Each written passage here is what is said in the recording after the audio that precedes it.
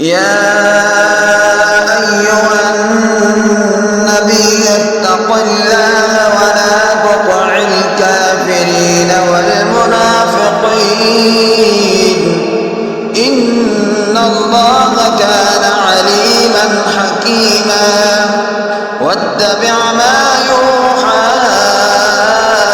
إليك من ربك إن الله كان بما تعملون خبيرا وتوكل على الله وكفى بالله وكيلا ما جعل الله لرجل من قلبين في جوفه وما جعل أزواجكم اللائي